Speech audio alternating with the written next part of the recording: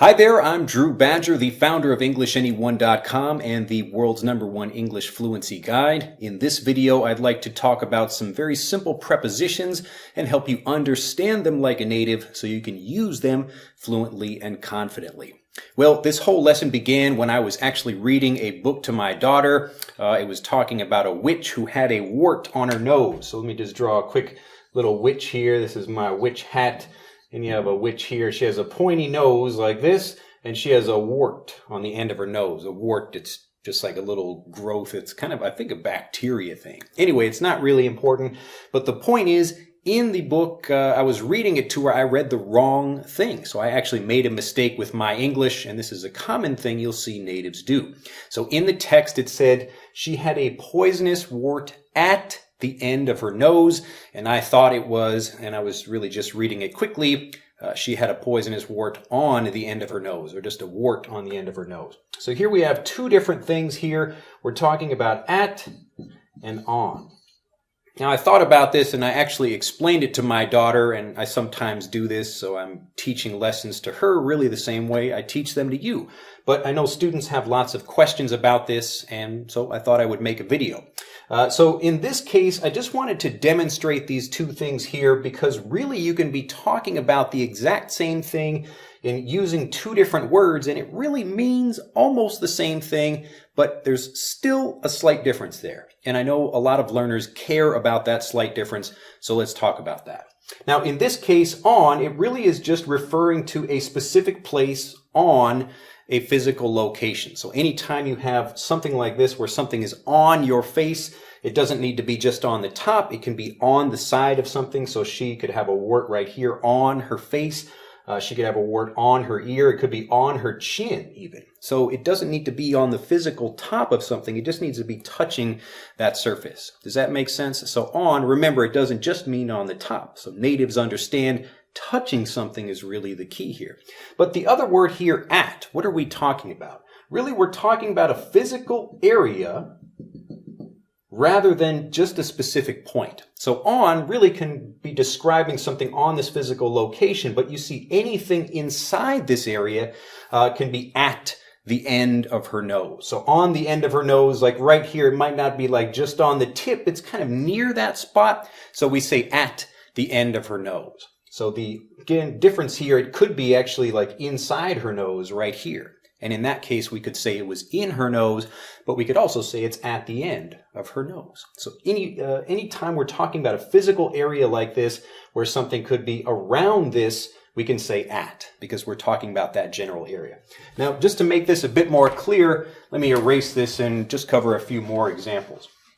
So the first one here is if we have an intersection. So if we imagine this is a street here, these are some crosswalks, and you've got cars driving up over here, and we just put a person right here standing at the corner. So right here, I'm at the corner, at the corner. Now, I can also say I'm physically, again, remember something is touching that area, so if I'm standing here, I'm also on the corner. So here, again, we can use either of these words, and we're talking about basically the same thing. It's like 99% the same. But the slight difference is that we're talking about here, I'm physically standing on this area, so I'm touching the surface of it, but I can talk about being at this area as well. So I could be standing really anywhere around here and really be in, or excuse me, on the corner, or I could be standing at the corner as well. But really the difference is just, am I thinking about the general area of something, or am I talking about the physical location if I'm touching the surface of that thing? So with this idea, remember this isn't just like a two-dimensional circle, it's like a ball, a sphere. So I could actually be under the street. So if I'm standing on the corner, but I'm not on the corner, I'm under it, I'm no longer on the corner. I'm actually under the corner in that sense. But I'm still at the corner because it's within the same space. Does that make sense? So again, we're talking about the difference between a physical area, like we're talking about touching a physical space, or talking about are we within that same area. Now let's go a little bit deeper with this, where I'm going to talk about another word here. And so this is going to just compare at within.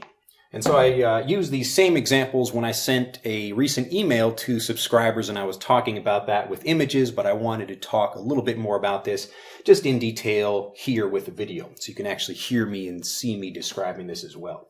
Now, if I imagine I'm at a restaurant like this, I could be sitting right here. We're going to put a chair right here and a little table. So I'm in a restaurant, or I'm at a restaurant. Which am I?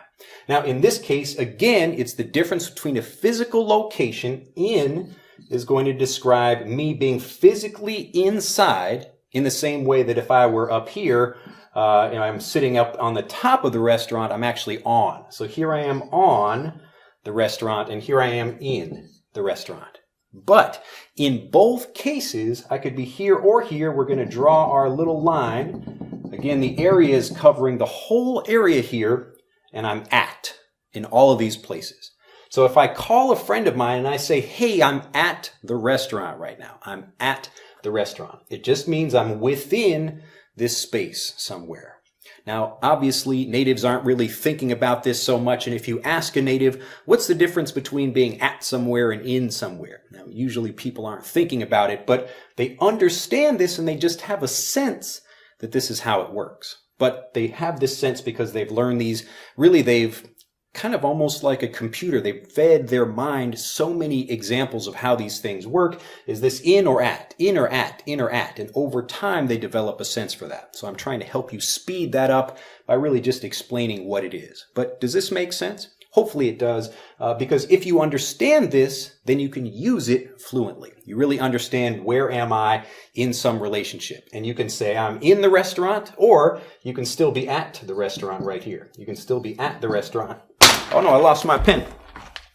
Look at that, we got a blooper. So here I am, I'm in, I'm on, and I'm at in both of these cases. Now I can actually be outside if I'm standing out here. Now I'm not in the restaurant and I'm not on the restaurant right here, but I am still at the restaurant because I am within this space. Now, and again, it's not like there's a certain amount of space, it's just a general idea. So I could be at the parking lot outside, and in my car, here is me sitting in my car. I'm a really bad artist here, but it's the same idea. I'm still at the restaurant. So often when you'll hear native speakers talking to each other about making plans for something, if they're going to, for example, going to see a movie, they would say, okay, I'll meet you at the movie theater. But because this is more general, it's talking about the area, people will say where at the theater. So where specifically are you talking about? Do you mean inside the theater? Do you mean outside the theater? Do you mean at a particular location in the theater? So natives will actually have these conversations. So you can say, I'll meet you at that place. But if it's a pretty big place, then you'll have to usually say, where specifically would you like to meet? Hopefully all this makes sense. But if you understand it the same way natives do, and this is really how natives are learning it, they're just in situations and they're connecting the situation with the vocabulary. This is really important. When you're learning like a native so you can speak like a native, you're connecting the situation with the vocabulary. You're not learning from your native vocabulary to English. And this is why it gets really confusing for people because, as an example, maybe I'm learning Japanese or I'm a native Japanese speaker and I'm trying to take like a preposition or some other word that I already know and I'm wondering, okay, like de. So this is like where you're doing something.